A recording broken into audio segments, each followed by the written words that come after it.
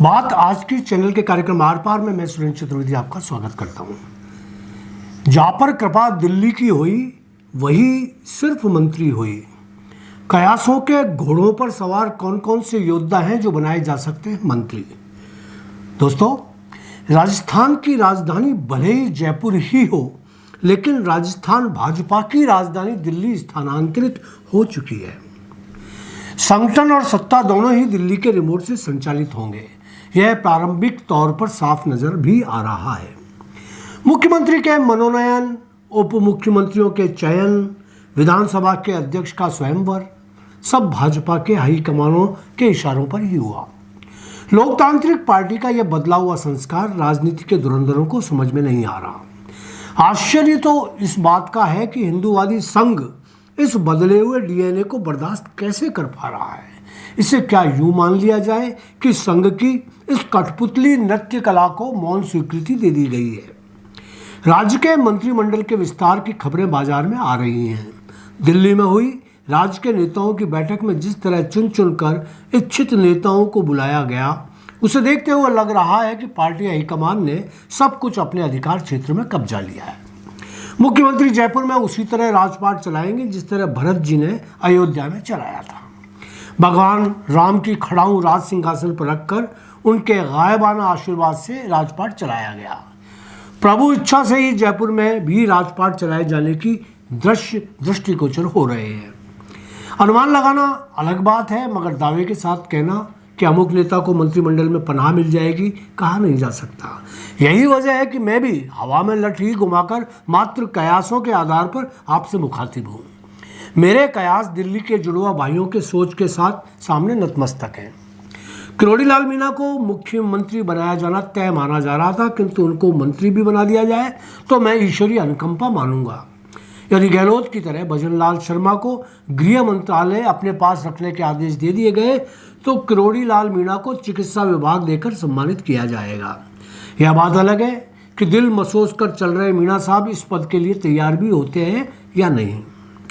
उनको उम्मीद होगी कि गृह मंत्री की जिम्मेदारी उनको दी जानी चाहिए। वैसे वह इसके हकदार भी माने जा सकते हैं।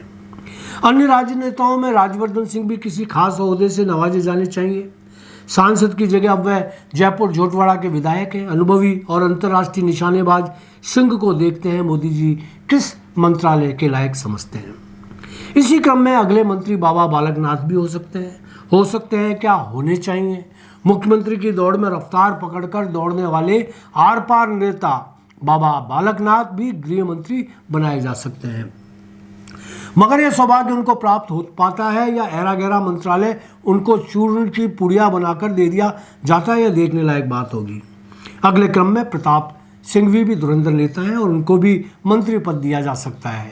देखना होगा कि क्या वसुंधरा की छाप को इस बार तरजीह दी जाएगी। गजेंद्र सिंह खींवसर को लेकर भी कहा जा रहा है कि वह मजबूत नेता हैं और उनको भी मंत्री बनाया जा सकता है, मगर फिर वही बात कि मजबूती से ज़्यादा इस बार प्रभु कृपा ज़्यादा काम कर रही है। वसुंधरा कार्यकाल में ऊर्जा मंत्री रहे पुष्पेंद्र सिंह राणावत भी संभावना के दरवाजे पर दस्तक दे रहे हैं, मगर उनकी योग्यताओं और अनुभवों को हाईकमान किस अंदाज में ले रहा है यह देखने लायक बात होगी। नदवई से विधायक बने जगत सिंह को भी समझदार लोग मंत्री होने का कयास लगा रहे हैं। इसी क्रम में परिवारवाद के परचम को ऊंचा उठा रहे लीग के विधायक डॉक्टर शैलेश सिंह भी कयासों की कश्ती पर सवार हैं। शैलेश सिंह डॉक्टर दिगंबर सिंह के पुत्र और राजेंद्र राठौड़ के बेहद नजदीकी माने जाते हैं। अन्य नामों में कैलाश वर्मा भी एक मुख्य नाम है। बगरू से चुनाव जीते कैलाश उम्र के लिहाज से अभी नवयुवक हैं। सिवाना के विधायक हमीर सिंह भायल युवा लेकिन अनुभवी नेता हैं, इनको भी शामिल किया जा सकता है। एक और महत्वपूर्ण नाम महंत प्रतापपुरी जी का है, जिन्होंने 16 मोहम्मद को चुनाव हराया है। डेगाना के विधायक अजय सिंह क्लिक भी इस इंतजार में है कि उनको मंत्रिमंडल में शामिल कर लिया जाए। ओटा राम देवासी जो सिरोही के विधायक हैं और वोटों के समीकरणों को देखते हुए उनको भी मंत्री पद दिया जा सकता है। जसवंत सिंह यादव विधायक बैरोड भी संभावित मंत्रियों की रिले रेस में मजबूत धावक हैं। कयासों की पीठ पर सवार एक और विधायक विजय सिंह चौधरी नावा से चुनाव जीतकर मंत्री होने की प्रतीक्षा सूची में नामांकित है। इसी क्रम को आगे बढ़ाया जाए तो लाडपुरा की विधायक कल्पना देवी को उनके समर्थक मंत्री पद के लिए 100% हकदार मानकर चल रहे हैं। विधायक गोपाल शर्मा जो पत्रकारिता से राजनीति में आए, सिविल लाइन से प्रताप सिंह खाचरियावास का भरम तोड़कर चुनाव जीते हैं, उनको जनसंपर्क मंत्रालय सौंपा जाना तय समझा जा रहा है। वसुंधरा टीम के अंधे अभिमन्यु कालीचरण सर्राफ भी राज्य के कद्दावर नेता हैं, उनको भी मंत्री बनाया जा सकता है, मगर देखना यह होगा कि उन पर कहीं दिल्ली के ग्रह नक्षत्रों की कोप दृष्टि तो नहीं पड़ रही। जाबर सिंह श्री माधोपुर के विधायक हैं और इस दौड़ के वह भी मजबूत धावक हैं। इसी तरह गोवर्धन वर्मा विधायक धोद, जोगेश्वर गर्ग विधायक जालोर, बाबूलाल खराड़ी झाड़ोल, फूल सिंह मीणा विधायक ग्रामीण उदयपुर, देवेंद्र जोशी विधायक सूरसागर आदि ऐसे नाम हैं जो संभावित मंत्री हो सकते हैं। इनके अलावा अजमेर से भी कुछ नाम चल रहे हैं, जिनमें सबसे बड़ा नाम अजमेर दक्षिण विधायक अनीता बघेल का है।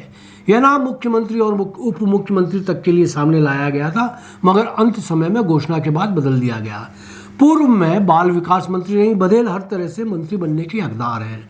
पढ़ी लिखी हैं, दलित समाज से हैं, मुखर वक्ता हैं, पिछली विधानसभा की सर्वश्रेष्ठ विधायक हैं, उम्र के लिहाज से भी उपयुक्त हैं। विधानसभा अध्यक्ष वासुदेव देवनानी की तरह 5वीं बार लगातार चुनाव जीतकर विधायक बनी है। अजमेर से ही सुरेश रावत, शत्रुघ्न गौतम, शंकर सिंह रावत भी अनुभवी नेता हैं। सभी को तो मंत्री बनाया जाना संभव नहीं, मगर पहली लिस्ट में एक और बाद में 2 और मंत्री अजमेर से बनाए जा सकते हैं।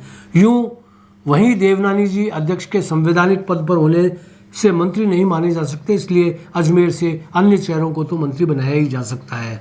देखना होगा कि दिल्ली की नज़र में कौन सा चेहरा उनके लिए ज़्यादा अनुकूल है। धन्यवाद।